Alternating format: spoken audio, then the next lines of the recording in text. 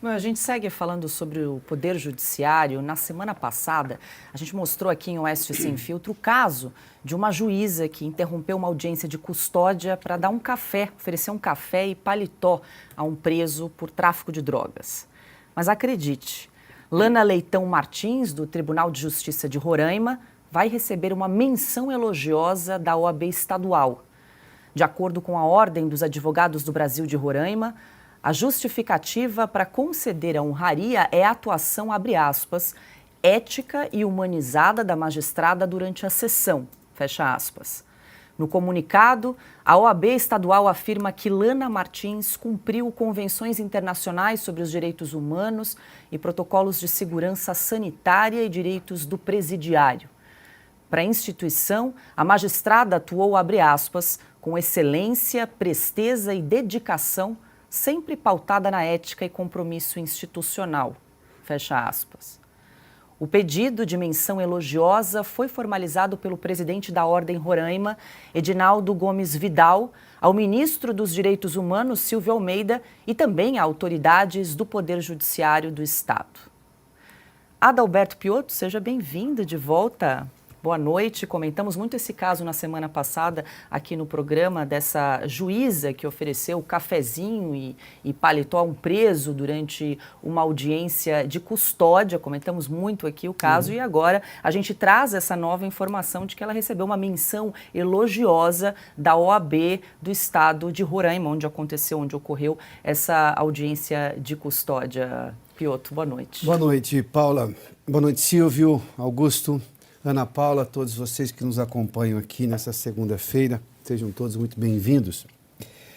Eu vou aceitar o elogio da OAB de Roraima, desde que a OAB de Roraima se manifeste sobre o que ela acha da atuação do Supremo Tribunal Federal em relação aos presos do dia 8, que não tiveram nem audiência de custódia, como determina a lei, em 24 horas. Vou fazer aqui só um exercício, tá? Do que poderia ser essa manifestação da OAB de Roraima. Se ela elogiou de forma... Deixa eu só ler aqui de novo, Paula.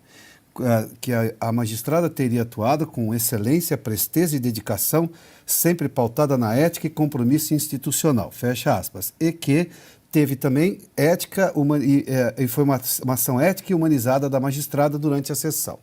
Bom, se eu aplicar o mesmo conceito de que isso é o correto, então o que foi aquilo que foi feito com todos aqueles presos do dia 8 de janeiro no Supremo Tribunal Federal? Porque aí eu preciso que o Supremo se manifeste, então, sobre a decisão dessa juíza, porque ele entende de outra maneira. Aquelas pessoas simplesmente foram presas.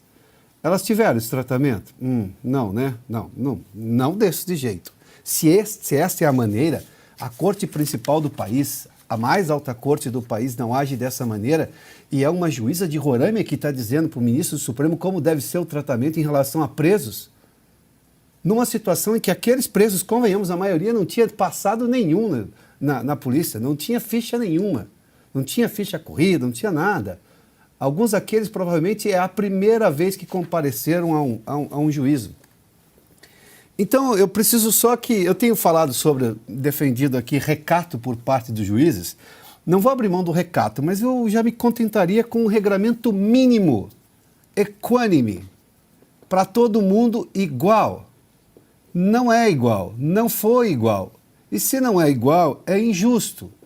Porque a lógica constitucional, de novo a gente falando de lógica constitucional, sim, vamos insistir na história da lógica constitucional, porque é a base que temos hoje. Diz que todos os brasileiros são iguais perante a lei. Se são iguais, vamos lá, quem está certo? A doutora lá de Roraima, que segundo a OAB merece até um elogio, uma homenagem, ou o tratamento que é dado pelos outros juízes? Ou há excesso de um lado e excesso do outro? É essa a questão. Porque quando uma sociedade não tem minimamente um regramento em que acreditar, uma base, no que, obviamente, como diz a física, um referencial para saber se há ou não movimento, essa é a lógica da física, mas um referencial, nesse caso, para saber o que é certo e é errado, o que esperar, e nós estamos falando de um aparato legal que não se sabe mais, dado o tamanho da insegurança jurídica causada, sobretudo, por ações e decisões dos ministros do Supremo Tribunal Federal, aí a sociedade se perde. E não se perde porque ela decidiu ir pelo caminho errado, não, porque ela está só esperando que se cumpra o que já era convencionado dentro do processo da lógica constitucional. Então, eu posso até aceitar o que fez a juíza, embora chame a atenção. Eu fico imaginando um rapaz que cedeu o paletó, né? Eu vi as imagens, né? Eu não estava aqui, fui ver as imagens, né? Você está cedendo o paletó. Tudo bem, um ato humano, bonito, tá. Mas nós estamos falando de um sujeito que foi preso. A ação da polícia se fez necessária porque houve uma coisa, algo muito ilegal, que foi feito no entendimento da polícia, que é uma força do Estado. Daí, se aquele é o comportamento que um juiz deve ter, porque, digamos, com a honraria agora que será prestada pela OAB de Roraima. O que diz a OAB, por exemplo, sobre o comportamento do Supremo? Ou o que diz a própria juíza sobre o comportamento do Supremo? Nós estamos falando aqui de qual é o regramento que o Brasil agora pode acreditar que esse vale para todo mundo. Augusto Nunes, muito boa noite. Eu vou repetir aqui mais uma vez o que disse a nota da OAB de Roraima em relação à conduta da juíza, que diz o seguinte: para a instituição, para a OAB de Roraima, que foi formalizado pelo presidente aí da ordem da OAB de lá, né, Edinaldo Gomes Vidal, a juíza, a magistrada, atuou com excelência, presteza e dedicação, sempre pautada na ética e compromisso institucional. A gente está, inclusive, aqui exibindo na tela para quem nos acompanha pela plataforma do YouTube. Está aí, então, a manifestação da OAB, Augusto. E eu tenho certeza que a sociedade de bem está cansada de direitos humanos dos presidiários, né? Querem direitos humanos para as vítimas da violência nesse país. Boa noite, Augusto. Boa noite, Paula, nossa chefe, Piotr, meu vizinho, Silvio, meu irmão, Ana, minha querida parceira, boa noite a você que nos acompanha. A OAB está preocupada com um problema que pode ser resolvido por uma campanha do agasalho, né? A OAB podia organizar isso aí, campanha do agasalho para os presos e depoentes. Resolve o problema do frio. Eles agora, elogiar, o Piotr lembrou muito bem, elogiar uma juíza que é muito humana, porque está preocupada aí com o frio, do jeito que ela está ouvindo e que nem aparece aí o que fez, né? Ninguém se preocupa em dizer qual é a capivara dele, precisa examinar. Porque está preocupada com o frio, deve se preocupar muito mais com as vítimas dos crimes que ele praticou, senão não estaria lá. Agora, e não falam nada sobre os supremos juízes do Brasil. Quer dizer, o Clériston da Cunha, se ele tivesse morrido de frio, aí ele seria socorrido pela OAB. Como ele morreu de desídia, né, de abandono, de cinismo judicial, ele não merece nenhuma referência. Nenhuma referência. Nada. Nada. Os 1.500 presos nunca tiveram nenhuma atenção da OAB. A OAB se comove com a falta de agasalho. Que coisa maravilhosa, né? Isso aí reforça a covardia da OAB, a decadência da entidade, porque esses advogados de Roraima, é isso? Isso, Roraima. Eles estão refletindo o que pensam os seus parceiros no Brasil inteiro. Esse comportamento está virando padrão. Então é o seguinte, quem não socorre gente que está sob risco de morte na cadeia e fica preocupado com o agasalho de um depoente, né, de um preso, detento, sei lá, ou é muito cínico, né, ou é muito idiota, ou essas coisas todas juntas. Aí. É isso. Silvio, só para a gente voltar ao caso que comentamos aqui da desembargadora Tânia Garcia de Freitas Borges, que foi aposentada compulsoriamente porque foi acusada de tentar usar o cargo aí para soltar um filho preso por tráfico de drogas. Hoje, dia 15 de janeiro, completa 6 meses de um outro caso que a gente pode até estabelecer algum paralelo aí, Silvio? Não, é porque é importante a gente lembrar dessas datas, porque provavelmente só quem estiver assistindo o S Sem Filtro vai se lembrar desse caso. Um caso que a mídia velha, a imprensa tradicional, faz questão de não lembrar, de esconder.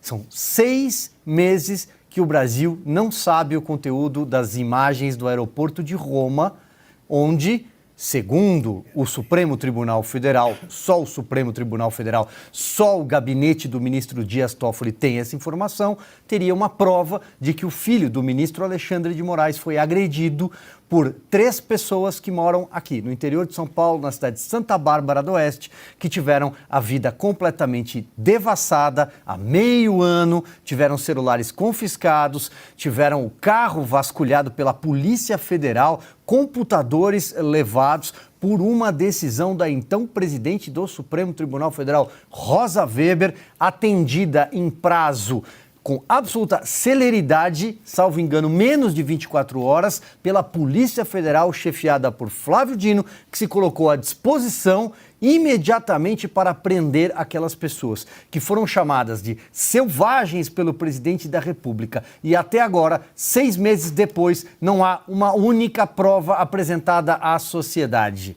Por quê? Por que o Brasil não tem acesso a essas imagens? O que elas guardam? Que história essas imagens contam? Augusto. Eu queria completar com uma ligeira observação sobre isso. A desembargadora ainda está recorrendo ao Supremo, mas é ali nesses ministros que ela tem de confiar. Tá? O filho dela só terá problema se ele for acusado de bolsonarismo. Bolsonarista. Se ele apoiou o Lula, é só arrumar pega uma campanha, uma cédula, uma propaganda qualquer do Lula, põe no bolso dele, num paletó antigo, leva lá e apresenta que ele é absolvido.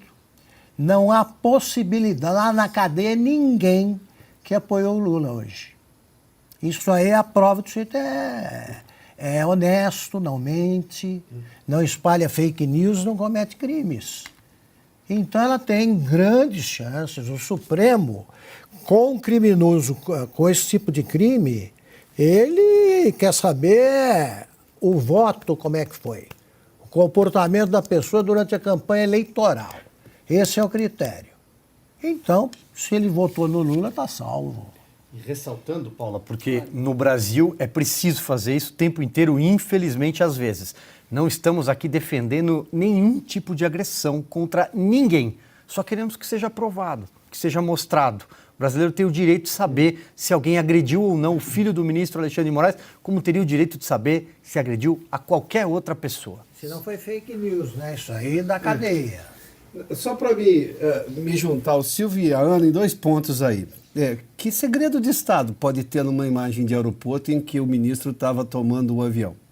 Estava saindo, acho que eu não sei exatamente qual o ponto do aeroporto, mas uma vez que você chega no aeroporto, depois você tem que passar pela imigração, pela alfândega. Então, 2 coisas. Depois a sala de embarque, ali, quando você já vai para o avião. O que pode ter acontecido? Eu fico imaginando uma cena de Top Secret ali, né? Pô, o que seria isso? Então, quer dizer, por que essas imagens não são mostradas? Que é o primeiro bate-boca sigiloso da história. Exatamente. O Brasil inventou essa. Boa, o que é uma coisa surreal, né? Convenhamos, isso é inovador. Sem som, bate-boca. Aí vamos lá, vamos voltar à questão de Roraima. Eu queria, já que Roraima, a OAB de Roraima é a vanguarda dos direitos humanos, eu queria que a OAB de Roraima, com a doutora juíza também do lado, viessem a Brasília para defender no Congresso Nacional, no Supremo Tribunal Federal, como é que se chama? O Ministério dos Direitos Humanos? É mesmo? Bom, enfim, sei lá, vamos lá. No governo federal, essa nova ideia, mas tem que valer para todo mundo. E, Ana, vamos lá, só preciso me juntar, Ana. O exemplo vem de cima. O exemplo que está vindo de cima, na área jurídica, na área econômica, vai levar esse país para uma situação muito pior do que o que a gente já viu.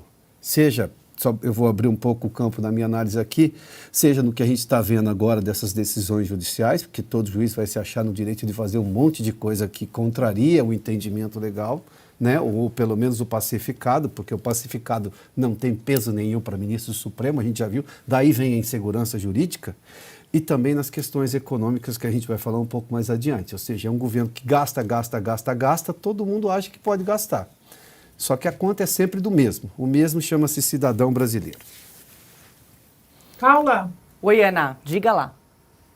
só um pequeno arremate aqui também. Eu acho que tudo isso que nós estamos vendo, eu acho que a gente tem que voltar na pandemia, porque a pandemia acabou se tornando, acabou sendo um grande experimento social, né, para os tiranos, para os que adoram, né, um regime totalitário e que dentro daquela confusão, né, da pandemia, o que sabia, o que era sabido na ciência, o que ainda estavam tentando descobrir, os tiranetes de plantão, eles colocaram, né, a sua banda para tocar e a banda tocou direitinho, porque poucas pessoas questionaram, né, as pessoas entraram num pânico, porque quem questionava era cancelado.